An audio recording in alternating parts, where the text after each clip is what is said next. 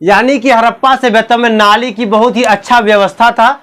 यानी कि आज से 5000 वर्ष पहले वहां पे नाली की एक अच्छा व्यवस्था था। सोचिए कितने निपुण होंगे वो लोग। और आज हम लोग 5000 वर्ष बाद भी बिहार के ऐसे बहुत सारे गांव मिलेंगे आपको, बहुत सारे जिला मिलेगा आपको जहाँ पे नाली की व्यवस्था नहीं है। तो आश्चर्य की बात है कि आज 5000 वर्ष बाद भी हम उस हड़प्पा सभ्यता की तरह नहीं बन पाए हैं। इसलिए पता चलता है कि हम अब भी बहुत पिछड़े हुए हैं। इसीलिए कहते हैं कि हमने इतिहास से यही सीखा है कि इतिहास से कुछ भी नहीं सीखा है। इन नेताओं को सीखने की जरूरत है यहाँ से कि आज से 5000 वर्ष पहले नाली की व्यवस्था थी। Hello friends, welcome back. आइए एक बार फिर से आपका स्वागत है हड़प्पा सभ्यता पार्ट 2 में। इससे पहले की वीडियो में हम हड़प्पा सभ्यता के बारे में जान चुके थे। अब हम इसके बारे में और भी कुछ फैक्ट के बारे में जानेंगे। तो आइए सबसे पहले जानते हैं कि हड़प्पा सभ्यता से नगरों से प्राप्त वस्तुएं यानी कि पुरातत्व के रूप में किस स्थान से कौन कौन सी वस्तुएं प्राप्त हुई है। इससे अक्सर क्वेश्चन बन जाता है। आपको मोहनजोदड़ो से याद रखना है कि सिंधी शब्द, मोहनजोदड़ो एक सिंधी शब्द है जिसका अर्थ होता है मृतकों का टीला, यानी कि मुर्दों का टीला इसका अर्थ होता है। इसका भी क्वेश्चन कई बार पूछ लिया गया है। कौन से नृत्य की मूर्ति हड़प्पा सभ्यता से कौन से की एक नर्तकी की डांस करती हुई मूर्ति मिली है। बार पूछ लिया जाता है कि कौन से नर्तकी यानी कि डांस करती हुई नाचती हुई कासा की मूर्ति कहां से प्राप्त हुई है। तो आपको याद रखना है मोहनजोदड़ो से। दाढ़ी वाले मनुष्य का प्रतिमा मिला है।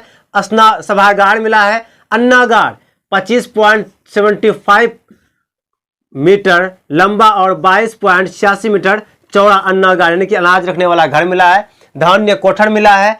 स्नानागार यानी कि एक बहुत बड़ा स्नानागार, नहाने का स्विमिंग पूल्स को बोलते हैं अभी वर्तमान में, वो मिला है जिसका लंबाई है 54.86 मीटर और चौड़ाई है 33 मीटर। मेसोपोटामिया की मोहरें, उस समय आपको बता दें कि हड़प्पा सभ्यता के समकालीन की जो सभ्यता थी वो थी चीन की सभ्यता, मिस्र की सभ्यता और मेसोपोटामिया की सभ्यता। यहाँ की मोहरें मिली है हड़प्पा सभ्यता में। इससे ये पता लगता है कि उस समय मेसोपोटामिया के साथ हड़प्पा के साथ व्यापारिक संबंध था। हाथी का कपाल मिला है। पशुपति की मुद्राएं मिली है और पानी का जहाज इत्यादि प्राप्त हुआ है। कहां से? मोहनजोदड़ो से। अब हम देखेंगे हड़प्पा से सबसे अधिक मात्रा में स्त्री की मूर्ति मिली है। इससे यह पता लगता है कि हड़प्पा सभ्यता में स्त्रियों की स्थिति बहुत ही अच्छा थी, बेहतर थी और स्त्रियों का ही राज चलता था। यानी कि जिस तरह अभी हमारा इंडिया में क्या है, पितृसत्तात्मक यानी कि घर का गार्जियन जो होता है वो पिता होते हैं, लेकिन उस समय घर के मालिक या घर के जो बड़े होते थे, मुखिया होते थे, वो स्त्री होती है, लेडीज होती थी। इसलिए इसको बोलते हैं पितृसत्तात्मक। आपको इस तरह क्वेश्चन पूछ लिया जाएगा कि हड़प्पा सभ्यता थी मातृसत्तात्मक या पितृसत्तात्मक, तो आपको बताना है कि मातृसत्तात्मक थी। पहिया गाड़ी, पहिया मिला है, ठोस पहिए की गाड़ी मिला है। RH कब्रिस्तान का ही पता लगा है हड़प्पा में। और हल मिला है, लकड़ी का हल, गेहूं का भूसी, तांबे की मोहरें, पत्थर के शिवसन और योनिक प्राप्त हुआ है। खरगोश का चित्र वाला मुद्रा भी प्राप्त हुआ। वो कहाँ से हुआ है? हड़प्पा से। अब देखेंगे चुनहोदड़ो। चुनहोदड़ो से क्या मिला है? चुनहोदड़ो 128 किलोमीटर दूर है। किससे? मोहनजोदड़ो से। और यहाँ क्या क्या मिला है? मनके का कारखाना मिला है और लिपस्टिक मिला है। इससे यह पता लगता है कि उस समय में भी औरत जो है, लेडीज जो है, वो श्रृंगार पताड़ के वस्तुओं से परिचित थे। साक्ष्य मिला है, तराजू का साक्ष्य मिला है चुनहोदड़ो से और अलंकृत हाथी का भी साक्ष्य मिला है। अब देखें कालीबंगन। कालीबंगन से क्या मिला? अग्निकुंड। ये क्वेश्चन अक्सर बार बार पूछा जाता है कि अग्निकुंड का साक्ष्य मिला है, तो आपको याद रखना कालीबंगन से। बैल की मूर्ति का साक्ष्य मिला है। लकड़ी का नाली, यानी कि उस समय आज से 5000 वर्ष पहले भी हड़प्पा सभ्यता में नाली की सुविधा थी। लकड़ी की नाली, यानी कि आज से 5000 वर्ष पहले हड़प्पा सभ्यता में नाली की व्यवस्था थी। सोचने वाली बात यह है कि आज हम 5000 साल बाद भी बिहार के कई गांवों में, कई जिलों में नाली की व्यवस्था नहीं है, जिससे बहुत सारे प्रॉब्लम का सामना करना पड़ता है, खासकर ग्राम वासियों को।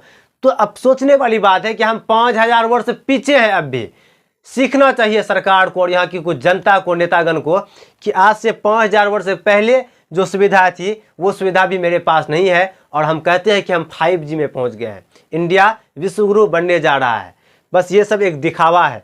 सोचने वाली बात है कि आज भी यहाँ पे नाली नहीं है, जबकि 5000 वर्ष पहले वहाँ नाली की व्यवस्था थी। जोता हुआ खेत का भी साक्ष्य मिला है और भूकंप आने का साक्ष्य सबसे पहले कालीबंगान से प्राप्त हुआ कि यह भूकंप भी आता था। अब है लोथल। लोथल से फारस की मोहरें मिला है, धान और बाजरा का खेती का साक्ष्य मिला है, हाथी दांत का पैमाना, कुत्ते की मूर्ति मिला है, बकरी का हड्डी इत्यादि की प्राप्ति भी कहाँ से? लोथल से। अब है बनवाली। बनवाली से क्या मिला? अंगूठी मिला है, नाक और कान की बाली और मिट्टी का खिलौना, मछली का कांटा। तो आइए अब हम देखेंगे हड़प्पा सभ्यता की नगर योजना। यहाँ का नगर योजना जो था, हड़प्पा सभ्यता की खुदाई के दौरान 2 टीला मिला, एक पूर्वी टीला, एक पश्चिमी टीला। पश्चिमी टीला जो था उसको दुर्ग कहा गया। ये काफी ऊंचे स्थान पे था, साथ ही साथ इसकी घेरावट की गई थी बहुत अच्छे तरीके से। ऐसा अनुमान लगाया जाता है कि यहाँ पे शासक वर्ग के लोग रहते थे, यानी कि जो अमीर थे, जो शासक वर्ग थे वो रहते थे, क्योंकि ये जगह काफी ज्यादा सुरक्षित था। और पश्चिमी टीले पे नगर बसा हुआ था, जहाँ पे ईंटों का घर बना हुआ था। सड़क, यहाँ पे सड़कों का भी बहुत ही अच्छा व्यवस्था था, यानी कि एक मेन सड़क होता है जिसको बोलते थे राजपथ। क्या बोलते थे? राजपथ। इसका जो चौड़ाई होता था 9.15 मीटर, 9.15 मीटर। और फिर ये सड़कें छोटी छोटी सड़कें होती थी जिसको बोलते थे गलीज को बोलते हैं। इसका लंबा चौड़ाई जो होता था 2.75 मीटर होता था, जबकि इसका 9.15 मीटर। और यहाँ के लोगों का जो दरवाजा खुलता था वो इस गली के सड़कों की तरफ खुलता था, मेन सड़कों की तरफ दरवाजा नहीं खुलता था। यानी कि हड़प्पा सभ्यता में नाली की बहुत ही अच्छा व्यवस्था था। वहां पे ईंटों का नाली, यानी कि जिस प्रकार की नाली अभी आपको देखने को मिलता है बड़े बड़े शहरों में, उस प्रकार की नाली की व्यवस्था हड़प्पा सभ्यता में थी। यानी कि आज से 5000 वर्ष पहले वहां पे नाली की एक अच्छा व्यवस्था था। सोचिए कितने निपुण होंगे वो लोग। और आज हम लोग 5000 वर्ष बाद भी बिहार के ऐसे बहुत सारे गांव मिलेंगे आपको, बहुत सारे जिला मिलेगा आपको जहाँ पे नाली की व्यवस्था नहीं है। आज भी लोग यहाँ परेशान होते हैं बारिश की वजह से। तो सोचिए आज हम 5000 वर्ष पीछे हैं। बात है कि आज 5000 वर्ष बाद भी हम उस हड़प्पा सभ्यता की तरह नहीं बन पाए हैं। इसलिए पता चलता है कि हम अब भी बहुत पिछड़े हुए हैं।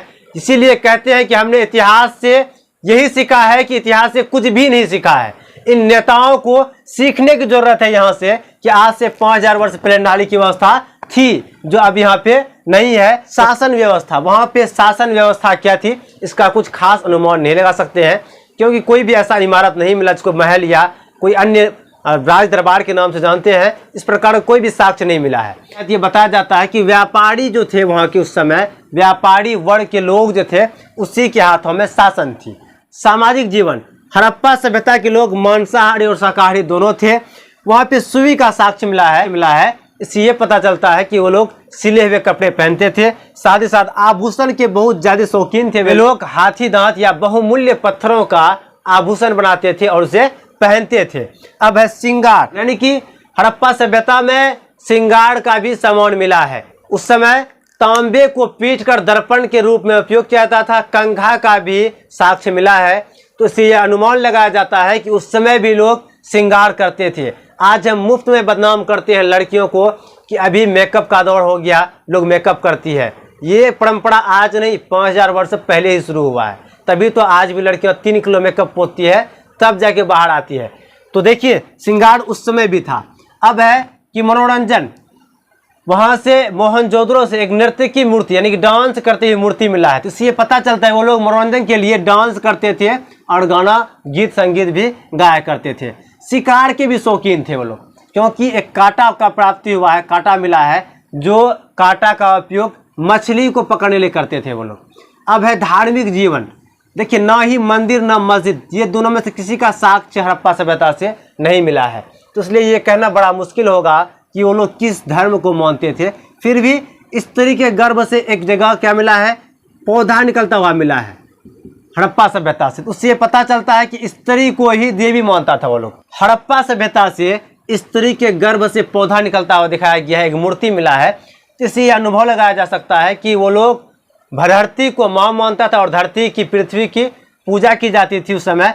लिंग और योनि की भी पूजा होता था, वृक्ष का भी पूजा होता था, नाग का पूजा और कुबड़ वाला बैल का भी पूजा वो लोग करते थे। सूर्य का पूजा करते थे और ताबीज की भी प्राप्ति भी है बहुत ज़्यादा मात्रा में। इससे ये पता चलता है कि हड़प्पा सभ्यता के लोग अंधविश्वास पे भी विश्वास रखते थे, अंधविश्वासी थे। अब है समाधि ग्रहण, यानी कि मरने के बाद मुर्दों को लोग क्या करते थे, तो कुछ जगह तो समाधि, पूर्ण समाधि यानी कि पूरी तरह से गाड़ दिया जाता था, कुछ जगह आंशिक समाधि यानी कि मुर्दे को पहले खुला छोड़ देता था, यानी उसे कोई जानवर पक्षी वक्षी खाते थे, फिर बाद में उसको दफनाया जाता था। और कुछ जगह दाह कर्म का भी साक्ष्य मिला है, यानी कि उसको पूरा जला दिया जाता था और उसका जो साक्ष्य होता था उसको मिट्टी में गाड़ दिया जाता था। अब है आर्थिक जीवन। आर्थिक जीवन की बात किया जाए तो ये कृषि करते थे। क्या करते थे? कृषि करते थे। और कृषि में कपास की भी खेती करता था वो लोग, कपास का खेती होता था, जिसे यूनानी क्या किस नाम से जानते थे? सिंडन के नाम से जानते थे। पशुपालन में पशु भी पालते थे वो लोग, जिस तरह अभी पालते हैं हम लोग, हाथी, घोड़ा, बैल या सुअर, और भी मतलब जंगली पशु की बात किया जाए खरगोश, गेंडा आदि का साक्ष्य मिला है, जबकि शेर का साक्ष्य नहीं मिला है। आपको याद रखना है कि किस जानवर का साक्ष्य नहीं मिला है, तो शेर का साक्ष्य नहीं मिला है। शिल्प तथा उद्योग, वे लोग शिल्प यानी कि उद्योग के रूप में आभूषण बनाते थे, मिट्टी का बर्तन बनाते थे, कपड़ा की बुनाई होती थी, कताई होती थी, व्यापार भी करते थे। व्यापार का भी साक्ष्य मिला है। उस समय के समकालीन जो सभ्यता थी, मेसोपोटामिया की सभ्यता, चीन की सभ्यता या मिस्र की सभ्यता, वहाँ से व्यापार का भी संबंध था, व्यापारिक संबंध हड़प्पा सभ्यता का था। वहाँ से अक्सर धातु का व्यापार किया था, यानी कि यहाँ पे धातु जो नहीं मिलता था वहाँ से उसको लाया जाता था। वस्तु, उस समय वस्तु विनिमय प्रणाली थी, यानी कि अभी के तरह रुपया पैसा नहीं था, सामान के बदले सामान दिया जाता था। अगर आपके पास गेहूं है तो आप गेहूं लेके जाइए, गेहूं दीजिए, उसके बदले कपड़ा ले लीजिए। तो ऐसे प्रणाली को बोलते हैं वस्तु विनिमय प्रणाली, यानी कि सामान के बदले सामान लिया जाता था, इसलिए इस प्रणाली को वस्तु विनिमय प्रणाली कहा गया है। अब है कि पतन या विनाश, यानी कि हड़प्पा सभ्यता का विनाश कैसे हुआ, इसको लेकर मतभेद है विद्वानों में। कई विद्वान कहते हैं कि बाढ़ के वजह से, भीषण बाढ़ आने की वजह से हड़प्पा सभ्यता का विनाश हो गया। वहीं कुछ विद्वान कहते हैं कि इसका पतन जो है भूकंप की वजह से, अत्यधिक भूकंप आने की वजह से इसका पतन हो गया, इसका विनाश हो गया। लेकिन बहुत से विद्वान मानते हैं कि बाहरी आक्रमण की वजह से हड़प्पा सभ्यता का विनाश हुआ है, न कि बाढ़ और भूकंप। ये भी एक प्रश्न उठता है कि अगर बाढ़ के वजह से हड़प्पा सभ्यता का विनाश होता है तो कुछ स्थान बहुत ऊंचे जगह स्थित था तो उसका विनाश नहीं होना था, लेकिन सबका विनाश हो गया, इसलिए ये उतना महत्वपूर्ण नहीं है। अगर बात किया जाए भूकंप का, तो भूकंप से भी पूरा सभ्यता का विनाश नहीं हो सकता है, तो इसलिए सबसे ज्यादा अगर महत्वपूर्ण है तो वह है आक्रमण, यानी कि बाहरी आक्रमण की वजह से हड़प्पा सभ्यता का विनाश हुआ है। अब है कि हड़प्पा सभ्यता के निर्माता, यानी कि उसका निर्माता जो थे वो कौन थे, इसमें भी कई विद्वानों में मतभेद है। अलग अलग विद्वान अपना अलग अलग तर्क रखते हैं, लेकिन सबसे ज्यादा मान्यता प्राप्त अगर बात की जाए तो द्रविड़ जाति के लोगों को हड़प्पा सभ्यता के निर्माता माना जाता है। तो आपको याद रखना है द्रविड़ जाति। अब है वाहन, वाहन के रूप में वो लोग क्या करते थे, बैलगाड़ी का भी वाहन के रूप में प्रयोग करते हैं, क्योंकि बैलगाड़ी का खिलौना का साक्ष्य मिला है। इससे अनुमान लगाया जाता है कि उस समय बैलगाड़ी को वाहन के रूप में उपयोग करते थे, तथा जहाज, पानी का जहाज या नौका का भी साक्ष्य मिला है। अब है मौप तौल। मौप तौल के लिए इस प्रकार का बट्टे का उपयोग किया जाता था, जो इस अनुपात में है 1, 2, 4, 8, 16, 32, 64। इसमें सबसे बड़ा बाड़ जो था उस समय का, तो उस बाड़ का वजन 13 से 75 ग्राम माना गया है। चिकित्सा ज्ञान से भी वो लोग परिचित थे, क्योंकि मोहनजोदड़ो से शिलाजीत का एक टुकड़ा मिला है, जिसे अनुमान लगाया जाता है कि उस टुकड़े का मेडिसिन के रूप में उपयोग करते थे। कालीबंगान से एक मस्तिष्क की प्राप्ति हुई है, जिसमें मस्तिष्क शोथ की बीमारी थी और उसमें शोथ करने के लिए उसका कुछ उपयोग किया गया था, उसका साक्ष्य मिला है। तो इसलिए हम कह सकते हैं कि वो लोग चिकित्सा ज्ञान से भी परिचित थे। इसका स्क्रीनशॉट ले सकते हैं। वीडियो यहीं तक। वीडियो अच्छा लगे तो वीडियो को लाइक कीजिए, चैनल को सब्सक्राइब कीजिए और वीडियो को शेयर जरूर कीजिए। जय हिंद।